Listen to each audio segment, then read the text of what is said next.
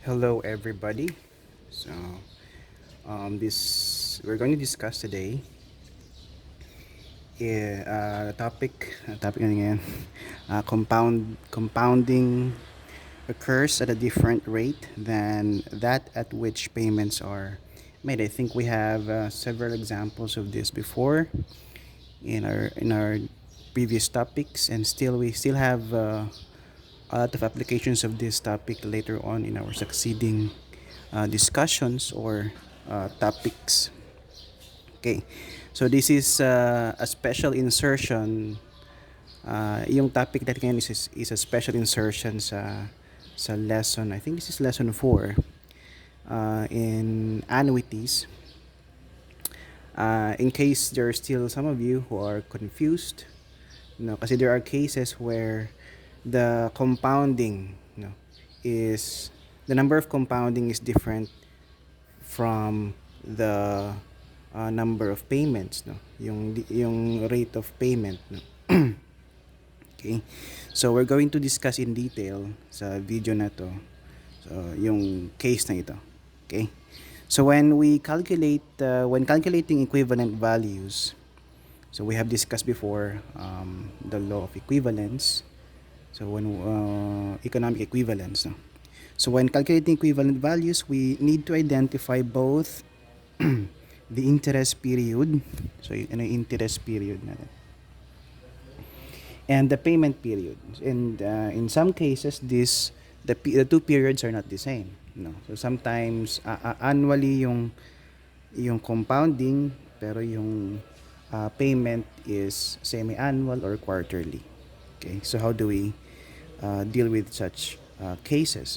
If the time interval for compounding is different from the time interval for cash transactions or payment, okay, whether you are the ones paying or the ones receiving the payment, we need to find the effective interest rate, or the effective rate of interest that covers the payment period. So take note, the payment period. So yung if the compounding, okay, is not the same dun sa payment period, so we're going to solve for the effective rate of interest that covers the payment period, okay. So the computational procedure for dealing with compounding periods and payment periods that cannot be compared or not the same is as follows. So we have four steps here. So ginawan ko na lang ng steps para mas madali natin maintindihan, and we're going to apply these steps later on sa mga succeeding problems or illustrative problems. So number one, we should identify the number of compounding periods per year. So compounded ba yan semi-annually, quarterly, monthly, so depende. And then the number of payment periods per year. So how often do you pay? Pwedeng monthly, pwedeng quarterly, pwedeng yearly. Okay. And the number of interest periods per payment period. So we're going to identify, o kahit hindi yung dalawa lang. Okay, compounding periods per year and the number of payment periods per year. Then second, compute the effective interest rate per payment period. Then third, find the total number of payment periods. Okay, so kung 3 years yan, so tapos quarterly or semi-annually, so we're going to compute for the total number of payment periods in that particular range of years, And then lastly, number 4, use the interest rate which we have computed previously, and the number and n in the appropriate formula. So depende kung anong sinasolve natin yan, kung present value, future value, or annual value, or annuity, So depende kung ano compute natin. Basta magkatugma yung interest rate natin tsaka yung number of payment periods natin. Okay? So let's just try to illustrate these steps using problems na lang. Let's try to solve number 1. Okay. Suppose you make equal quarterly deposits of 50,000 pesos into a fund that pays interest rate interest at a rate of 12% compounded monthly. Find the balance at the end of 3 years. Okay, so suppose you make equal quarterly deposits. So the payment is quarterly, Okay, and but the number of compounding is monthly. Yung number of compounding. Okay, and we are to solve for the balance at the end of 3 years. So let's try. So magkaiba yung compounding at saka yung period ng deposit or payment. Let's try to illustrate that using our cash flow diagram. I have already dinawin ko na para hindi masyadong matagal pag drawing ko pa.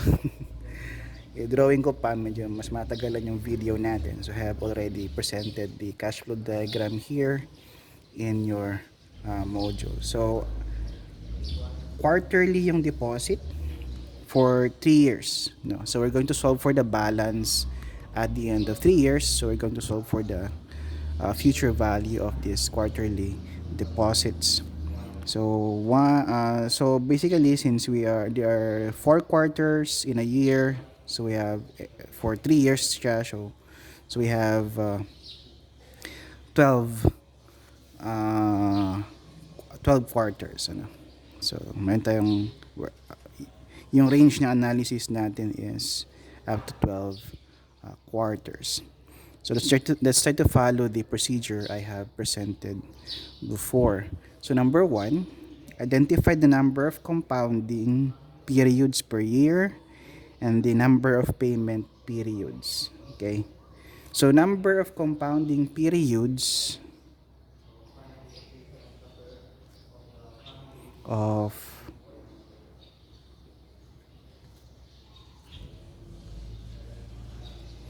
is 12, as specified in our cash flow diagram. So saan nakuha yung number of compounding periods per year? I'm sorry. Number of compounding periods per year is 12 since we have 12 months in a year, no? So per year siya. So compounded monthly. Okay. So in a year we have 12, no? And then number of payment periods per year. So we pay quarterly. So number of payment periods is 4 per year ito. So this is yearly. So magkaiba silang dalawa. So ang gagawin natin, isolve natin yung interest. So since 12% compounded monthly yan, dapat magkatugma yung payment periods at saka yung interest at this period, no? Quarterly period. Okay? So how do we do that? Okay. So let's proceed to the next step, which is, so compute the effective interest rate of payment period. So how do we do that? We equate the effective rate of interest for both conditions. So yung monthly and then quarterly. Okay. So ang given kasi na interest rate natin is monthly siya, no? Okay, compounded monthly. Now we need to solve for the interest rate per quarter. Okay, so per quarter dapat yan. So yan. Equate natin yung effective rate of interest ng dalawang conditions. How do you solve for the effective rate of interest? Hindi siya nakikita. Okay, for quarterly. So we have 1 plus I. So since we are solving for the interest rate per quarter, raised to 4, no? So in 1 year we have 4 quarters. That's why n natin is 4 minus 1. It's equivalent to the effective rate of interest kapag monthly, compounded monthly. So that should be equal to 1 plus, so ang interest natin compounded monthly is 12, so we divide it by 12. So 0.12 divided by monthly, so 12 ito. Raised to 12 minus 1. Okay? So we have an interest per quarter is equal to, please check no yung nandun sa module natin in case nagkamali ako ng pag-input sa calculator. Okay, so we have 0.030301. This is per quarter or quarterly. So this is the interest rate per quarter. Okay, so from monthly, ginawa natin per quarter since quarterly yung payments. Okay, next, or we can also solve this. I think I have examples of another solution for this is ito. Okay, so the interest rate per quarter since we did as you have observed kanina dito kasi dinivide natin to ng 12 ano because this is the no, nominal rate of interest no. Ito yung 12% natin. So we divide it by 12 para gawin nating monthly siya. Or we can also do this dito sa may sa left side ng equation. So we have 1 plus I over 4. It means we are solving for the nominal effective rate of interest no, per year ito. Okay. So that's why we divide it by 4 raised to 4 minus 1. It's 1 plus 0.12 over 12 raised to 12 minus 1. So the interest rate here is the effective rate of interest no, per year since we have divided by 4. So the resulting value is 0.1204. This is, take note, per year. So per year ito. Okay? So since we are interested with the quarterly interest, then we have to divide this by 4. So divide natin by 4. So 4 that's equivalent to 0. It should be the same, no? 0.30301. So since we have divided by 4, then the resulting value is the quarterly interest, no? So this is quarterly. Okay? Ayan. Okay, next step is to find the total number of payment periods. So in the span of 3 years, since 3 years yung sinosolve natin, was the balance at the end of 3 years. So how many payment periods no, in the span of 3 years? So meron naman na yung cash flow diagram as our basis. So since we have 4 quarters every year and the transaction is 3 years, so basically the number of payment periods is 12. No? So payment periods, number of payment periods. So that is 4 payments per year for 3 years. So that is 12 as reflected in the cash flow diagram. Okay?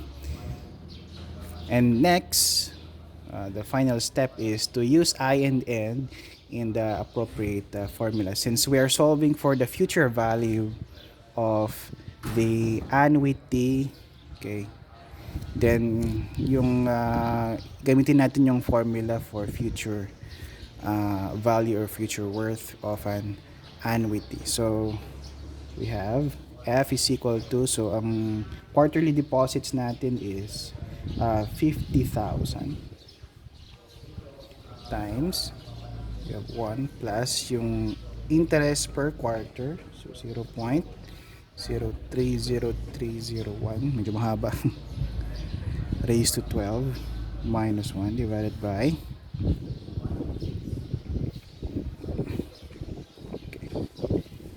So the future amount or future worth of the annuity for 3 years, after 3 years, is equivalent to,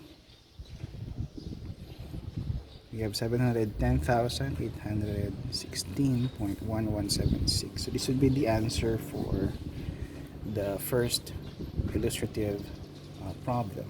Okay? So that's how we do it. So kung magkaiba yung compounding, okay, at yung payment periods, the interest rate should follow yung payment periods natin. So i-convert natin yung given na compounding, okay, yung kung compounded, that's in this problem, kung compounded monthly siya, dapat gawin natin quarterly. Kunin natin yung equivalent interest rate ng quarterly. So do not use immediately yung given na interest rate, no, pag magkaiba yung number of compounding at yung payment periods. Okay? So yung interest rate should follow yung number of payment periods. Okay? And we just discuss how to do it. Let's proceed to the next problem. Problem number 2. I think problem number 2, pag hindi ako nagkakamali, na-discuss na to before sa previous na video, but still an application of this particular condition or topic. So, isolve na lang natin ulit. Okay? Okay. Second problem. What is the present worth of 500 pesos deposited at the end of 3 months for 6 years if the interest rate is 12% compounded semi-annually?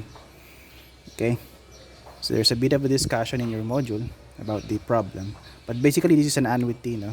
Hindi dahil just like the first problem, kasi ito ay deposited every 3 months siya. Okay. So this can be considered as an annuity. Hindi lang annual yung annuity, basta uniform yung payment periods, no? Quarterly, monthly, ganon. It can be analyzed as an annuity. So magkaiba ulit yung payment period at saka yung number of compounding. So the payment period is, you can follow na yung procedure natin, but let's just try to have shortcut na lang gawin natin. So what is the yung payment period natin is every 3 months. That means quarterly yung pagbayad, just like the first problem. But the number of compounding is semi-annual. That means twice a year. So again, yung number of compounding should follow yung payment periods. Okay? So it should follow. So we're going to convert now yung number of compounding, yung interest rate, no, into an equivalent rate in quarterly. Okay, so every 3 years. So quarterly yung every 3 months, I should say. So quarterly yung hahanapin natin na equivalent interest. So how do we do that? We simply equate yung effective rate of interest ng dalawang conditions. Okay. So let's try yung quarterly. So we're solving for the quarterly interest rate. So equate natin. So 1 plus I is the quarterly interest period. So raised to 4 since we have 4 quarters in a year, minus 1. So it should be equivalent to the effective rate of interest kapag 12% compounded semi-annually. So semi-annual means twice a year. So 1 plus, so yung 12% natin, i-divide natin sa 2 since semi-annual yan, raised to 2 also, minus 1. So the quarterly interest rate is equivalent to 0.02956 That's the quarterly interest rate. Then we can now solve, no, we can now substitute this, solve the problem. Okay. So again, I repeat, dapat yung interest rate natin should follow yung payment periods. Okay, that should follow. Okay, since we're solving for the present worth, no, then we're going to use the formula for present worth of an annuity. So P is equal to A times quantity 1 plus I raised to n minus 1 over I times the quantity 1 plus I raised to n. Okay. So the present worth then is equivalent to, so we have 500 yung quarterly payments natin times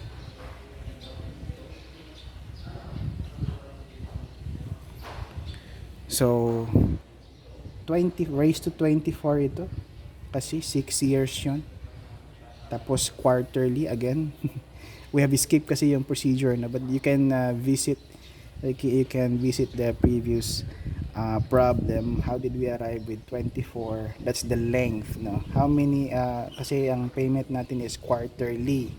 So we have 4 quarters a year for 6 years. So 4 times 6, we have 24 payment periods. Okay. So 24 minus 1 divided by, kasi nilagay yung buong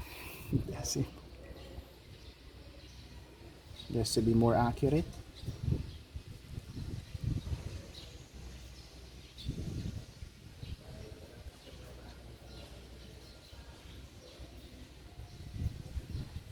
Okay. So the present worth of the annuity is equivalent to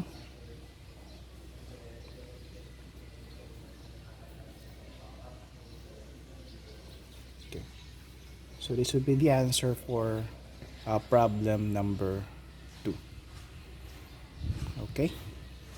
So that's it. That's for this particular topic. So again, I have just inserted this topic dun sa I wish I could have discussed this before pa nung mas noon. I think kasi some of you are confused dito sa ganitong situation, no? Kapag yung, although we have already have discussed before yung effective rate of interest, and I think we had examples also doon. So just to be clear how we do this. Okay? Sa mga ganitong situations or conditions or problems. Okay? So yan.